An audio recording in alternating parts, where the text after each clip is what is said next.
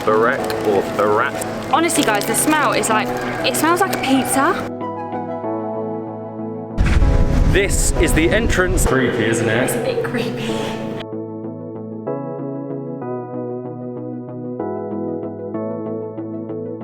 Good morning guys, day 2 in Tirana. A bit of a late start this morning. I think after all that pizza at Artigano's, we got into a bit of a food coma. I actually ate way too much. I'd highly recommend it though. Incredible pizza. You can definitely see that Italian influence for sure. But I need to get breakfast. They actually have a small little bakery right next to our hotel and I want to try a couple of the Albanian delicacies. It's actually crazy, our hotel is there. Alleyway, small little alleyway, it's really dark. How excited are you? I'm very excited. Yes, please. Can I have one of these, please? So we have one croissant for Molly, who is cheating again, and I have got the Barek or Barat. I think it might be pronounced in Albania. It's like a light pastry that is made in bakeries. Families make it a lot. It can be eaten for breakfast, lunch, or dinner apparently, and they have it with cheese, they have it with spinach, they sometimes have it with meat, but I think I've got it with tomato right now. I think you could just put anything in it. Look, it's huge, like a big slice. It looks nice, like really fluffy. It is, it's just like a... Is it like a light pizza? No, it's just like pastry filled with tomato and cheese. As soon as Molly see me eating it, she thought she had to get involved. I'm not cheating. Honestly guys, the smell is like, it smells like a pizza. It's really nice. Oh my god, it's like super light pastry. It definitely tastes like a pizza, I love that. That was actually really good and surprisingly filling. For that, the Barek and Molly's croissant, it come to about 130, maybe 100 lek even, so it might even been less than £1 which is perfect, and it did fill me up. And I needed it after using the gym this morning. I was lucky enough when we got the deal with the hotel to have a local gym included, which was actually really good. I think if you were to go there separately, it's about €5 a session, which I don't think is too bad considering it is right in the city centre. But today, now I am refilled, I probably need some coffee, but we are going to go and check out some bunkers.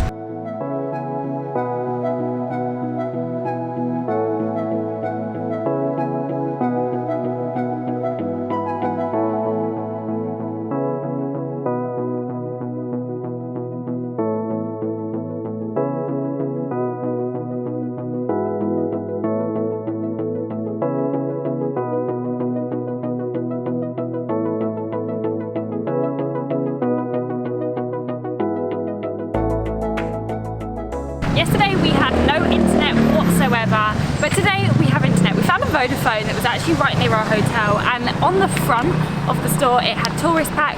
So for 800 lek, which is about, how many euros is that, like 7? I reckon 6, 7, maybe €7, £6. So about £6 English. We got 20 gig of data, we've got international calls and local calls, which is really good. But we've stumbled across the bunk art. Is this 2? It's number 2. Number 1's like out of the city. It's 2.6 miles away roughly. So this is the entrance to the Bunk Art Museum, the first one. It's huge. It's massive. I totally did not expect them to be this big. But they were built between 1968 and 1986, and they were basically built for no reason at all. There wasn't really any conflict at the time, and it was built under Enver Hoxha. I think I'm pronouncing that right. I'm excited to go inside though. There's around, I think, 170,000 of these bunkers in all of Albania. He initially planned on 700,000. There's not exact how many were built. These ones are like the big nuclear bunkers, which is why this is the entrance and the exit is somewhere over there. So it is huge. They've turned it into a museum. I'm hoping it is open today. They don't seem too worried with COVID at all. Don't think I have to wear a mask. But we're going down, I think. Is it open? It's open, and it is. I think it's €5 entry per person. And we are in. It was 500 lek per person, which is about €4. £4, €5, I think. Yeah, it's amazing. We're the only ones in here, which is so crazy. You have to wear a mask. You have to wear a mask, and you have to keep 2 meters away from everyone. Not that there is anyone in here, but this is actually so far down. It's creepy, isn't it? It's a bit creepy. Yeah, and that is really good to know. As you travel through, you actually travel through different periods of time in Albania. So we're now up to the Second World War, and in each specific era, there'll be a different room in the bunker explaining the history of Albania during them times. We'll head further up, and I presume we'll head closer to the time of when the bunkers were actually built. This just goes on forever and ever. There's rooms on each side, there's so many different corridors, and it's really nice because it's almost interactive, so you can watch videos. It tells you all about how when the communist regime was about, how there was about 6,000 people that were killed without a court order, and they weren't returned to their families between a period of 44 and 91 when it ended. The Communist Party ended in 91. When the Communist was fallen, yeah. It's just really, really sad. It's very eerie. I don't like filming too much in here. Yeah, especially with all the sounds. In the communist era, I don't think would have been able to enter Albania, or it would have been very, very difficult. There wouldn't have been anything like it is today. You actually had to cut your hair completely short like here. They'd have barber shops. At borders, you'd have to shave your hair, no beard. You'd have to dress in the way that they expected. And when you came into the country, you were given a stamp, as it says here. And on that stamp, it would say suspected, and you'd be followed around by Albanian police forces. So it definitely wasn't a place to visit like it is today. The room that we're about to go in was finished being built in 1986 in this bunker, and it has actually never been used. It's the room of the Minister of International Affairs, and not one person has ever used this. And as you can see, he'd have had his office desk here, and then here he'd have had meetings, but these meetings never took place. That was very, very eerie. I thought it would just go into more about the history of the bunkers, but it actually went a lot further. It sort of had the whole last 100 years of history, the different wars in Albania that have taken place, the world wars, the communist regime, and it sort of reminds the locals now of that time, and sort of for that never to happen again. It's something that they never want to happen. I'm going to definitely find some more. There's more bunkers located all around the city, all around the country actually, so I'm sure we'll bump into a few more today even, but we're actually going to head to, like, this is a bit of an eerie vlog, isn't it? Another sort of eerie place. It's like an abandoned pyramid, or it was abandoned. It might be restored now, but from the last things I've seen of it, it seemed like it had become more abandoned.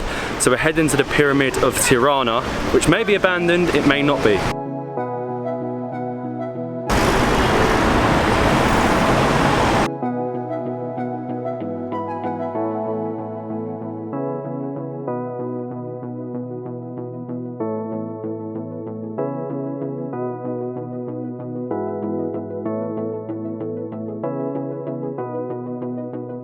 Next stop is the pyramid. Now this is kind of like abandoned and deserted. When it was built, I believe it was built to be the museum of Enver Hoxha, but then it became like conference rooms and God knows what else. And it is now just abandoned. As you can see, there's literally no modernisation.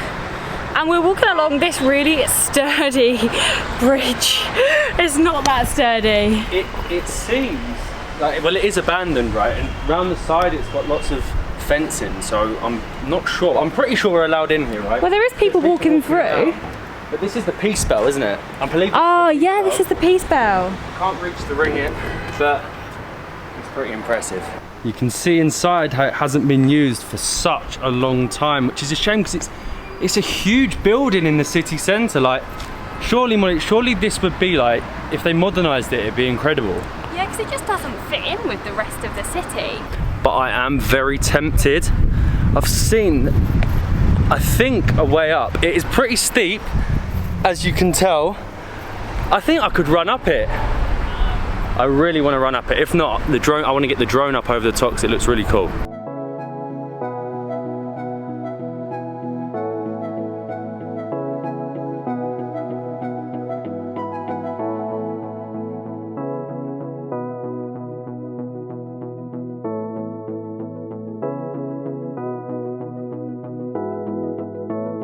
This is what I was saying about bunkers being everywhere, literally across from the pyramid, second bunker.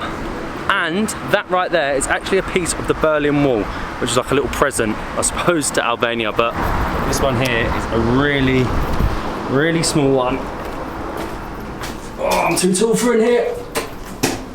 And it smells like a toilet. You have that one there. You're not a bunker.